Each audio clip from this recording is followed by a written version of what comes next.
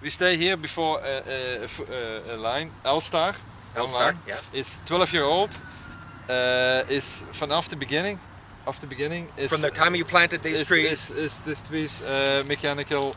No hand prune. Only to establish the tree. Yes. Once the tree filled the space. How we say it? Once the tree was as tall as you wanted. When it's planting? Yeah. I think it's like that. They're already that tall when he plants them. Yeah.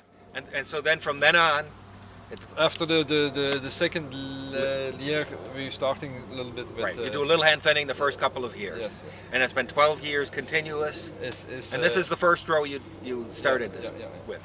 Okay. And so this is 12 years. This 12-year-olds, no hand pruning. No. So this is Ralph and Mo Tugas. This is the fruiting wall at Carolus Orchards, right? Variety is L-star. L-star, yeah. L-star, and the trees, how old are these trees? These trees are 9 years old. And these have been into their 9th leaf. Yes. And the last 3, this is the 3rd leaf. 3rd leaf that we mechanical pruning. Yes. And before that, it was pruned as a tall by tall spindle procedures. How do you say that? Tall spindle, maybe 2. Oh, okay, 2 cuts. Yeah, not more than that. Not more than 2 cuts. Yeah. And here is a little bit more than we could have that or like that. So in the past. But the past 3 years, the only pruning here has been with mechanical. Not correction. Only mechanical. No correction. No correctional hand thinning at all. And the mechanical pruning was done on the side wall. The first pruning was done at bud break. No, yeah. This time of the station. 3 years ago, yes. Your first pruning mechanically. That was to like set up the shape probably. Setting up the shape at this stage of growth. Yep. And then the second pruning was at 6 to 10, 8. 6 to 8 leaf.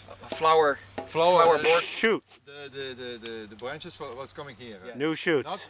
It's going. Not the terminal, but the more shoots. The spur shoots.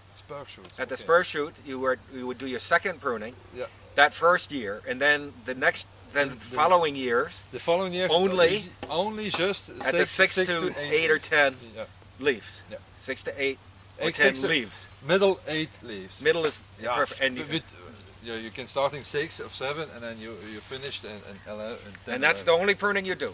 Yeah. No, but possibly you may come in. I think for me personally, I think I do that. Because you're getting some every age. 3 or 4 years. Maybe every one time. Just to get the older spurs out of here. Yeah. And especially by golden, not Jonah gold. I think it's not necessary. When you're cutting by hand, you lost kilos. Sure, of course. You're losing fruit. Would you prune this way at your orchard? No. So Raph, too heavy. I think maybe a little bit more. Yeah. Okay. I'm not the boss. So go just quickly. This argument. It makes a good argument when you compare this with this. Yeah. But if you left quite a few more limbs in here, then you'd pick more than you'd probably pick 60. Yeah. Yeah, right? I think also. Yeah. You'd pick 60 here. Yeah. But you'd still pick 90 here. Yes. So even if you picked 60 here and you did less pruning, you're still more efficient here. And if you're getting 90 tons per hectare of good quality. You can see about the alternance. You can see it's a lot. I think it's flower enough for this year. But that production from last year. You can see last year. I think it's no alternance here. There was not. No. For the flowers now, when you see the flowers now, then that's okay for us. And how the crop last year was good? Yeah, 90 tons. 90 tons.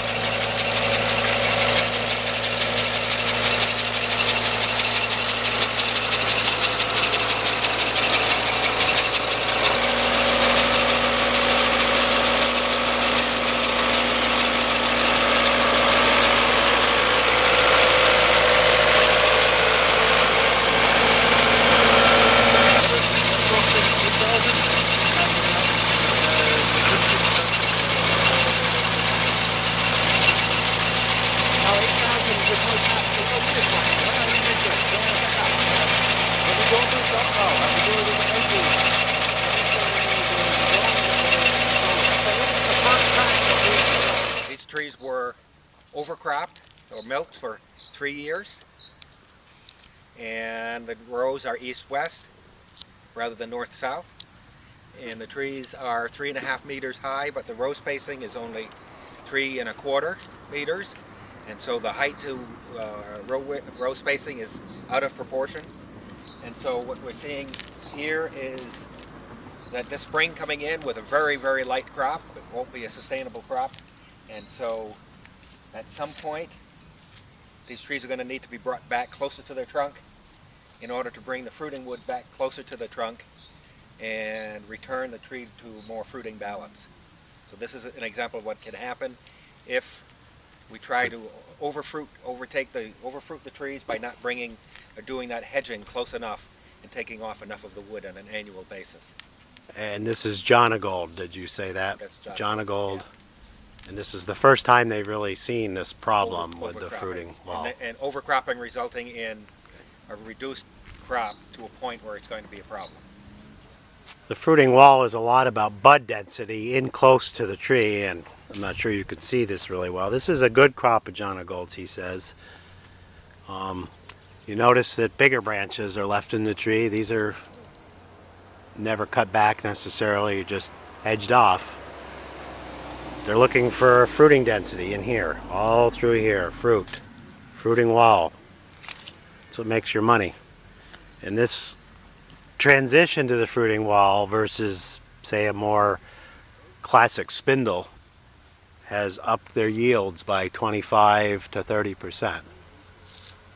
Because you just get more bud density. It's a fruiting wall. You're not, this orchard's a little bit different. He's taken out some big limbs, but there's a big gap here now, no fruit. And Mr. Carolus says he'd like to see fruit there. And that's what you get with the fruiting wall.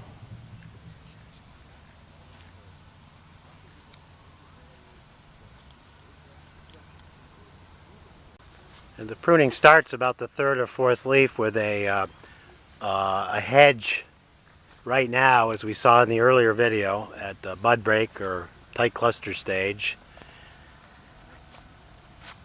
That tells the tree to start growing again. It starts growing again. Then you do the summer cut that first year at about when the borscht shoots have 6 to 8 leaves. You do that summer cut, which is typically about a month after bloom. Again, this is the first year in the startup of the fruiting wall. That forces the tree to grow a little bit more for another 3 to 4 weeks before the summer solstice, which tells it to start producing flower buds. So you got all this new regenerative growth from those 2 cuts. And it's time for the tree, tells itself to start producing flower buds, produces flower buds. And then the following years, you're only doing that borscht shoot cut at 6 to 8 leaves, about a month after bloom, which is again is the same scenario. You're telling the tree to grow. Then a month later, the tree is saying, "No, I gotta go into reproductive mode." Sets up flower buds at the summer solstice, and that's how you get your fruiting bud density, flower bud density. Balance again. So in this system, we're talking outlets. We want volume. We want a columnar tree. Mm-hmm. So this is an outlet. This is an outlet. Yeah. This is an outlet. This is. Yeah, it's all outlets. And after you have the flower, you always get this type of shoots. Right. So you're never going to get here a strong growing tree. Right. Never ever. That's the objection, is to get a fully grown tree at planting time, then get in the second year a 60% crop, in the third year about 100% crop. Of what your final crop volume? Yeah. 100%. Of what your target is. Those are my targets. You think you can get that in the third year? That's what I think. You want, get that's If you start with a tree with a that special has the, design tree for that. has the height And and the number of outlets. Yeah.